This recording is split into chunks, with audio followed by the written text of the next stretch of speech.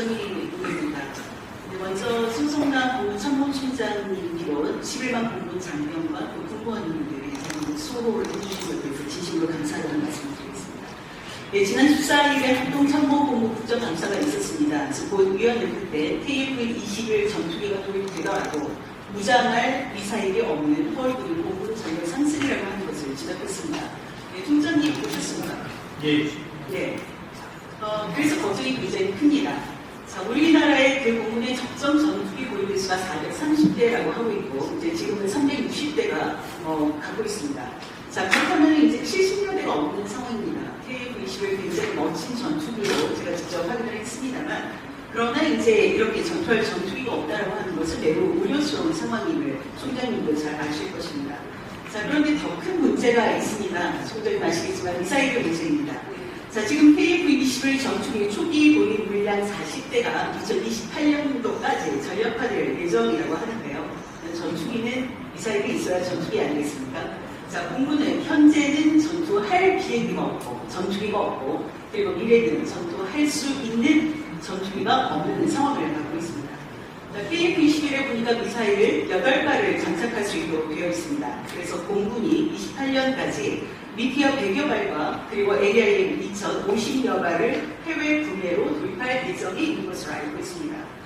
이것을 KF-21 40대를 기준으로 봤을 때 중장거리 공대공 2.5발 그리고 단거리 공대공은 1.25발밖에 되지 않습니다. 8발 중에서 말이죠. 자, 그런데 왜 이렇게 늦어지는가 봤더니 국내에서 이 미사일을 개발하겠다고 합니다. 그때까지 기다려달라고 하는 것 같습니다.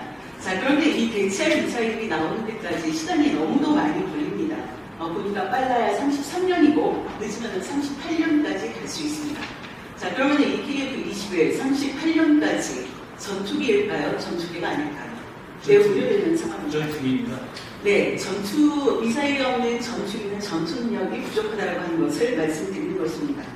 합참에서 이 구매 비용을 봤을 때 3조 원이 들어가는데 3조 원이 사실 적은 액수는 아닙니다만은 반드시 필요한 액수이죠.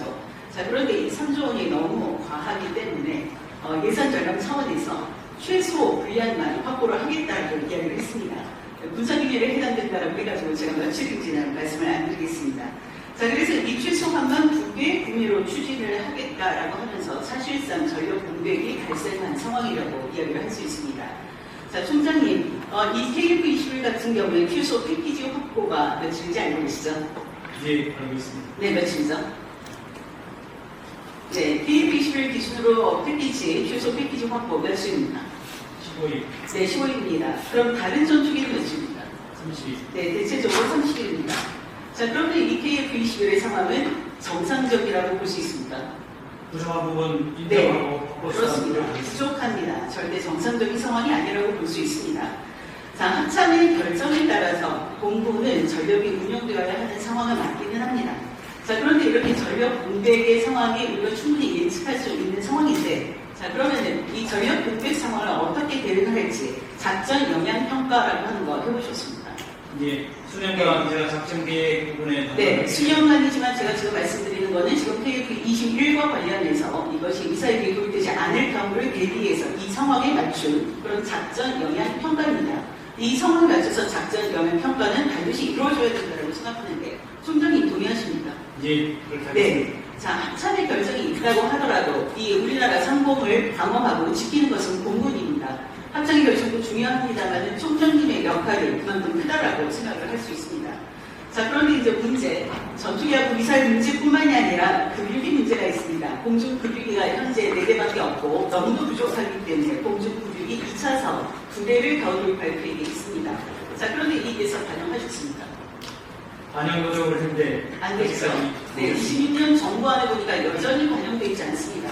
자, 그럼 이 4대를 가지고 어떻게 운영할 것이냐? 자, 공중급유기가 어쨌건 지금 급유를 해줘야 됩니다. 자, 그런데 이 4대로 우리나라 동서부 지역에 다 하지 못하고 동부시험만 급유를 지원할 수 있다고 하는 것입니다. 맞죠? 예.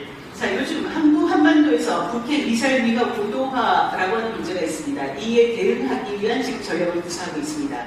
자, 필진 공중 핵심 전력에 대한 24시간 상시 감시, 즉각 타격 능력을 유지하는 것 매우 중요하지 않습니까? 예. 네, 그런데 공중 급유기가 없이 그것이 가능할까 매우 우려되는 상황입니다.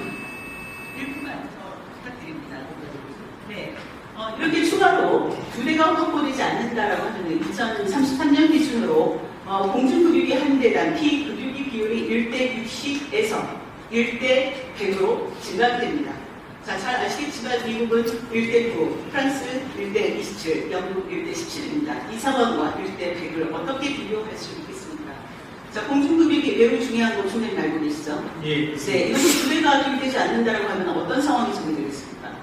여러 가지 제한 사항이 있습니다. 첫 번째는 네. 공중부 의원님 말씀처럼 구역이 제한되는 부분, 네, 훈련이 그렇죠. 부족한 부분. 지금 동선을 다 커버를 해야 되는데 한쪽밖에 커버를 하지 못하는 그런 상황이 발생합니다.